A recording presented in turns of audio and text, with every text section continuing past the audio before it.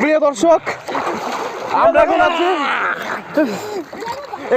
আমরা এখন সিলেটের বন্যায় সাহায্য করার জন্য আসছি। দেখেন ছোট ছোট বাচ্চা ডুবে যাচ্ছে, দুটো মহিলা আসছে পিছে ত্রাণ নেওয়ার জন্য।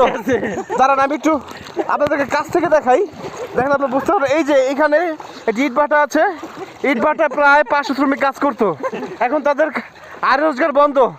দর্শক, আমি বিকাশ নাম্বার দিচ্ছি পার্সোনাল, এখানে আপনার টাকা পাঠান, বেশি বেশি টাকা পাঠান। প্রায় অনেকদিন ধরে এই বাচ্চাগুলো না খেয়ে আছে।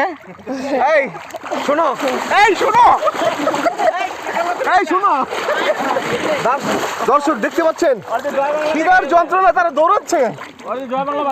দেখেন আমরা এই যে কয়েকজন আসছি ওই পার থেকে, এখানে কোনো নৌকা আসে না স্রোতের জন্য, তাই আমরা নিজেরাই সাঁতার কেটে যাচ্ছি। সাথে ত্রাণ নিয়ে আসি নাই, কারণ আপনার বিকাশে টাকা পাঠালে আমরা এখান থেকে ত্রাণ কিনবো। ও দেখেন এখানের বন্যা পরিস্থিতি এখন এই পর্যন্তই। এখানে এই যে আমাদের একজন ভাই আছে, ভাইয়ের সাথে আমরা কথা বলবো।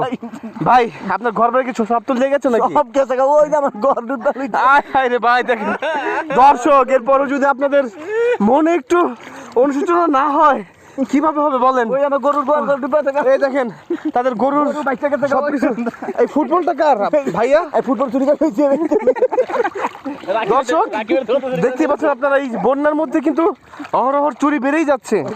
আপনারা বিকাশে টাকা পাঠালে আমি এখানে প্রশাসনের ব্যবস্থা করবো। ও